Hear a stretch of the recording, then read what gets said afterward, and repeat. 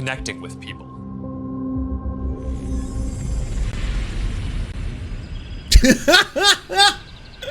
You gotta be kidding me. They got him to act in this? And the thing is, I don't understand. This might be some kind of gross misuse of justice, because he did that slide, remember? Where he showed that apparently this is just the way he shows affection. And then he showed pictures of him kissing a ton of different people, including men, just to, you know, dispel any rumors that it may be inappropriate. And he's very kissy. He's now going off on some utterly incomprehensible rant about diversity of tactics while getting angry about using the word diversity.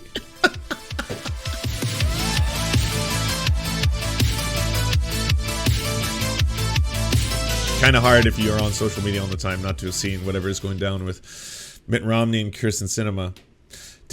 I think Ken Klippenstein had a really funny tweet about this. Because there was like an earlier tweet that Mitt Romney had made where he was like kind of thirsty for Kyrsten Sinema. Oh no, it was completely by someone else, sorry. Oh yeah, it's by one of the chapos. Mitt Romney is probably totally in love with Kyrsten Sinema. He sees her wearing desert boots and a sequin cardigan, and he's like, Lordy, that's an outfit. Haha. He's never met a woman like that. He wants some epic shit to happen to him. And then, bam! Ready Player One just in time for dystopia. I haven't actually watched this video yet. So let's start by exploring what different kinds of metaverse experiences could feel like, starting with the most important experience of all. He still hasn't learned to human. You have all the money in the world. You could have a team of people, like all these different linguists and coaches and stuff, and be like, all right, so you've got to human up a bit, all right? That's your biggest failing, and it's most like polling that we do show that you just don't know how to human, so we're going to humanize you a little bit. But it's still just like, hi, welcome, grilling these meats, smoking meats like a brisket in the backyard. Yes, like you, fellow humans. Now I'm going to go on to the water. Yes, a body of water. I'm going to paraglide and sail, much like you, fellow humans. Connecting with people.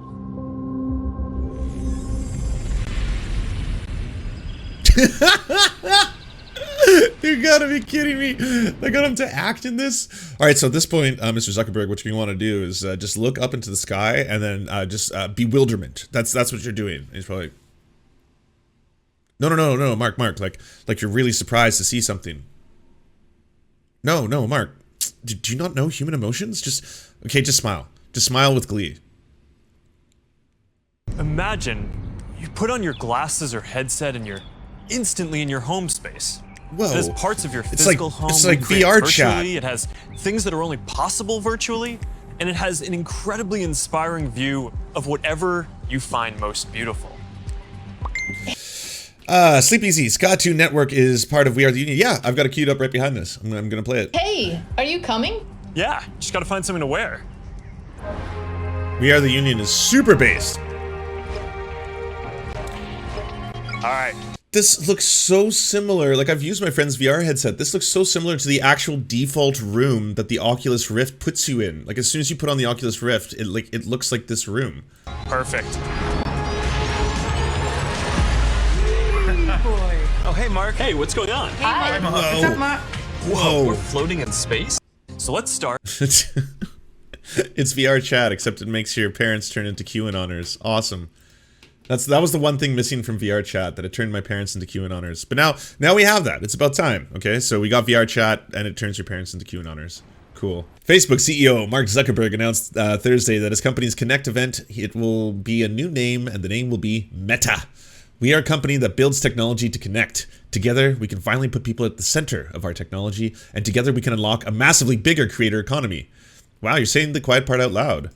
Basically, yeah, I need Facebook to keep growing, and it's not. It is a decaying social media platform, and it's mostly transferring your parents into QAnoners. So we need new people. So why use Facebook when you can use Meta? To reflect who and what we are and what we hope to build, he said, the name Facebook doesn't fully encompass everything the company does now. It's still closely linked to one product, but over time, I hope we see a Metaverse company. A Metaverse company. Wow. Amazing.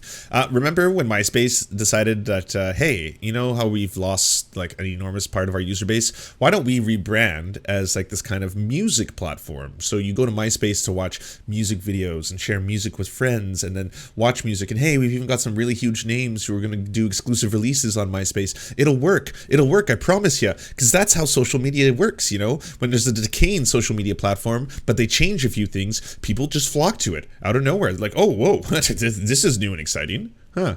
Chico have a Halloween costume? Yeah, he's a hot dog. I mean, it's hard to see because of the way. I was hoping he would sleep in a different position, but he does have a hot dog on because it's Halloween. It also keeps him warm, and I've got the window open, so it's both of a blanket and a hot dog. Do rebrands like this ever work in the internet age? Everyone will just hate Meta like they hate Facebook. Well, the thing is, like, I don't know about y'all. I haven't had Facebook for a very long time, and I don't really know why I would use it today. Like, most people who are trying to get fast news on the go use Twitter, because everyone just, you know, they'll tweet out news as it's happening, as was the case with that court case, right? It's like you get ears and eyes in parts of the world that you wouldn't have otherwise. Maybe for communication, like Facebook Messenger, I think is something that's still pretty heavily used as a communication device, as is like WhatsApp is used so heavily around the world for communication that it's a massive thing. The website itself will still be Facebook Meta, but the company that owns Facebook owns WhatsApp. Yeah, Instagram. Yep, and Oculus. Yeah, it's purely aesthetic. The rebrand is part of the company's efforts to shift gears away from being known as a social media company and focus on Zuckerberg's plan for rebuilding the Metaverse. I can't believe he's doing this. He's trying to turn Facebook and social media into like the DCU. That's basically what's going to happen here. Effectively transition from people seen as primarily as a social media company. Cool. Cool. Yeah, I hope people don't forget the important things. Facebook has been under intense scrutiny over the past several weeks after revelations based on damning internal documents provided by the Wall Street Journal by whistleblower Frances Hogan showed, amongst other things, that Facebook's Instagram platform had become a toxic place for teenagers, especially girls, and antitrust regulators are pushing for the company to be broken up as public trust in social media platform is flagging. On Monday, multiple news outlets published further details of the internal documents disclosed to the Security and Exchange Commission provided to Congress in redacted form. They showed a deep concern amongst Facebook researchers that its user base was aging. The platform was losing traction amongst younger generations. The documents also showed Facebook had a tiered system to prioritize which countries would receive enhanced protection around elections. Oh, wow. You've actually ranked how much you like other countries. Great. Nice. Jumping into chat to offer a counter argument. LiveJournal. LiveJournal changes a few things, and almost immediately they'd added a ton of Russian accounts. Yeah, I can't argue with that one. Well, good luck, Zuck. I hope it works out for you. Well, I'm sure everyone knows the top story of the day and what it is. Cuomo charged. This happened very shortly before I even began streaming, so I don't even know what's happening, but I'm gonna check it out. County Sheriff's Office charging former New York Governor Andrew Cuomo with a single misdemeanor charge. This is just developing. I want to bring in Tom Winter, who covers all of this for us. Tom, I'm being specifically vague on the details because you're the one reporting this out. I want you to explain to people what's going on here. Yeah, Hallie, and we're being specifically vague because we don't have a ton of information yet. We don't have the redacted court filing. We know this, and this is from the spokesperson for the New York State Courts, Lucian Chalfin, who's kind of the head person that communicates with the press when these filings are going on. A number of court filings in the state of New York are public, and they'll be online presumably shortly, but Lucian typically gets it before the systems are updated, so he spoke with myself and my colleague Jonathan Dietz. And the thing is, I don't understand. This might be some kind of gross misuse of justice, because he did that slide, remember? Where he showed that apparently this is just the way he shows affection, and then he showed pictures of him kissing a ton of different people, including men, just to, dispel any rumors that it may be inappropriate. And he's very kissy. And that's where the information's coming from. He says that former New York Governor Andrew Cuomo has been hit with a misdemeanor criminal complaint, and it's tied to some sort of a sex-related crime. So that's all we know at this point. We don't know what that particular crime is. We don't know what class of misdemeanor it is, so I can't quite tell you at the moment what potential penalties Cuomo could face if convicted. There is a bit of an asterisk here, Hallie, and that is the Albany Times Union says that this filing was made an error, and they quote the attorney for the victim, but it's a little unclear what that error is, and it's not clear whether the error is with the filing itself. So in other words, was something not redacted or was something not handled with respect to the victim correctly in the filing, but in fact, the criminal charges are still going to stand, and at some point we'll get redacted paperwork and I'll be able to share more with you? Or is there a bigger concern here? But typically, and I'm scanning my phones as I'm speaking with you for more clarity, but we have on the record from the New York State Court spokesperson that this criminal complaint has been filed against the former governor. And of course, if there's any updates to that, we'll bring them to you right away. So, Tom, I just want to be very clear on this. Misdemeanor. We know that based on your reporting, correct? And then when you talk about a criminal complaint, what does that mean? What is that process?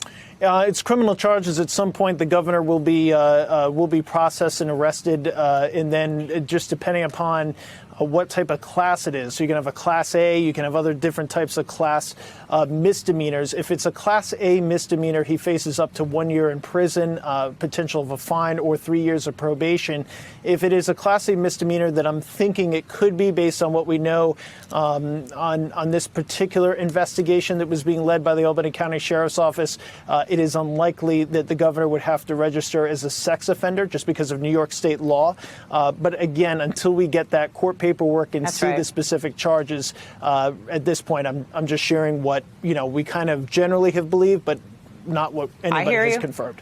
I know we only have a couple seconds left here in Showtime. I just want to be clear. You cited a report from a local Albany paper, right, saying that there was some kind of error in the filing, at least based on what this paper said. I just want to be clear here because that could, if we learn more about that in the next little bit, that might change the discussion, right? That could obviously change the discussion if charges were year in prison, accidentally filed 3 years before the case probation. was ready. I mean, that could certainly change things here. But as far as we know from the spokesperson on the record, that's why we feel comfortable speaking about it, that they say that these charges have in fact been filed. And, like I said, as soon as we get the appropriate information in the court paperwork itself, we'll be able to share more. Well, this is who Cuomo is. All right. Before I do any more Cuomo, what does it say? Devastating poll shows Senator Kyrsten Sinema down 30 points to every single potential Democratic 2024 primary challenger. I don't think she's running again. I mean, is there even a point? I've had the impression for a while now that she's basically just doing everything in her power to set up whatever job she wants after this, which is most likely going to be teaching people how to get huge kickbacks while being politicians, Yeah, big old womp womp. Hey, does everyone remember the crying Nazi?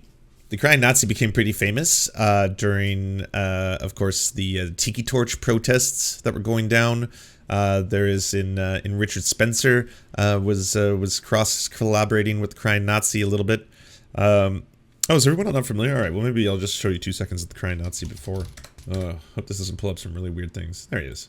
Neo-Nazi who spewed hate-filled rage all weekend and was featured in an extraordinary HBO documentary last night is showing a much different public face tonight.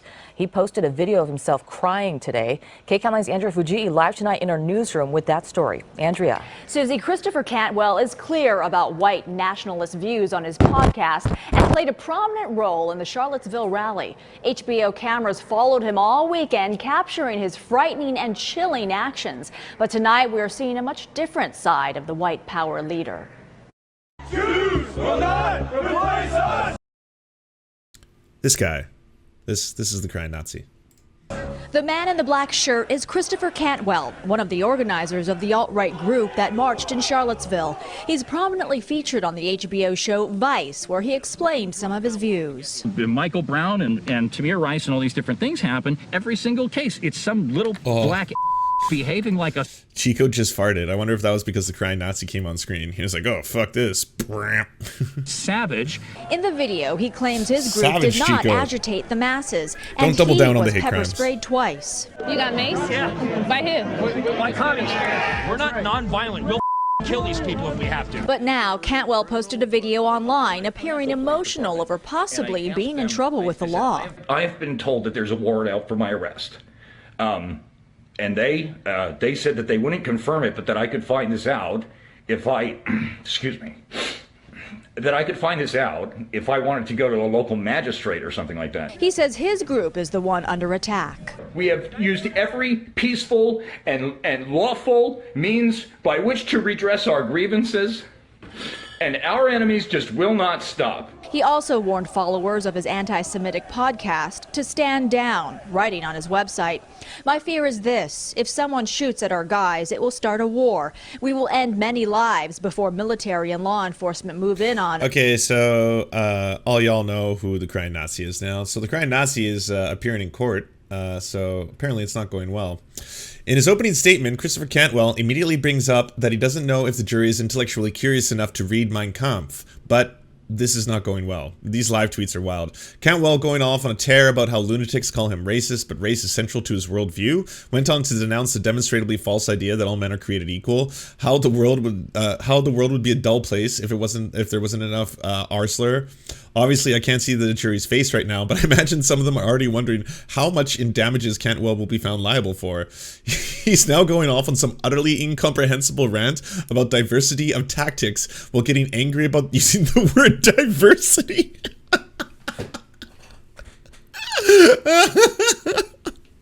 Oh, I just wish I didn't have to use that word, but still, it applies. The only time the plaintiffs mentioned Antifa was to deny any attachment to Antifa. Cantwell says, which I'm not really sure is helping his case, that Antifa is a Harry Potter spell to wave away charges. After attacking the plaintiffs directly, just awful, and having the judge Moon intervene to tell him the opening statement is not a soapbox, Cantwell digresses to mention something that should be painfully obvious. I'm not a lawyer. This is so good. This is a lot, folks. Last night, I stayed at the Central Virginia Regional Jail, and when this case is over, I'm going back to federal prison. Cantwell did not have to tell him this. In fact, he filed motions to exclude it. Cantwell says he was convicted for threatening a Nazi over the internet because he threatened the woman I want to marry. Actually, it was because a rival Nazi group kept prank calling his call-in podcast. Oh, wow. Cantwell's talking about how his mouth gets him in trouble, then went into how he's an entertainer, and quite a handsome one, he might add, and bragging about being on the radio. Now he's ranting about tweets. And Cantwell just said the N-word. This is disgusting. Not really sure why this is being allowed to continue. My goal here is to normalize racism, he explained to Hate Watch in one of our 2 interviews for this profile. I'm going to make a commercial enterprise out of saying things that people want to make illegal. I'm not going to make a whole effing bunch of money doing it. Anybody who gets in my way is going to find themselves in a very long list of people who regretted underestimating me. Cool story, bro. Before this is done here, you're gonna know that I'm not an idiot. You're not gonna buy that, he tells the court. Oh man, someone has to do a recreation of this at some point. Before this is done here, you're gonna know that I am not an idiot, and you're not gonna buy that. A lot of people seem to think this is funny. Because this is the worst opening statement possible, but it's really not that funny. Oh, I'm sorry for laughing then. Cantwell is smearing, insulting, and slurring the plaintiffs and the people of Charlottesville all over and over and over. I mean, it's funny because A, it's going to result in him getting the worst possible, I don't know, sentence or whatever he's in line for. I partially zoned out for a while, but came back to Cantwell gleefully telling the jury that going through the evidence, they're going to hear some racist jokes. I mean, I'm just gonna put this out there. If all the evidence is what I think it is, you may hear a racist joke or two. They are jokes, of course. Again, the jury instructions clearly spell out the co-conspirators do not all have to be conspiring together simultaneously or know each other's identities. This is a very basic element to conspiracy case, and it is beyond clear Cantwell is incapable of absorbing it. Wow. So, yeah. Do you enjoy the Serfs but prefer not to have to use your eyeballs? Many are saying this. Well, we've got the solution for you. It's the Serf Times in podcast form. Available on most major podcasting networks now. If you enjoy it, please consider leaving a good review and feedback because it really helps the show out, apparently, and it's free, just like the podcast. To our gods, Xander Corvus and Peyton L. Just, we will build a ladder to heaven to deliver you the daily news. To our monarch, Tom Spiker, we are your most humble of clownish jesters. To our lords, Trevor R. and Alexander Thaler, you have our undying fealty. To our knights of the Round Table, Nate, that one guy, Hagbird Celine, Matthew Scarborough, Stellar Vision, Ariana McCarthy, Daniel Sutton, Ants Are Still Running the World, Coulter Smith, Tom Groh, Val 9000, Jenna Tal, Quiet 185, Anna Loves Riley, Riley and Anna, Omni, Poodlehawk, The Tim Caucus, Multimondi, Trevor Janis, Lemmy 101, Anthropophojak, Saren 42, Chronic to Hemphog, Catherine, Radical Maniac, Ramon Acosta, Incosin, Violent Orchard, Sophie Baby, Political Puppy, Andreas Chiringuito, Zach Christensen, Josh Mickelson, Todd Buckingham, and Todd Lajeunesse. We shall meet you in the tavern, and we raise a drink, and we salute you.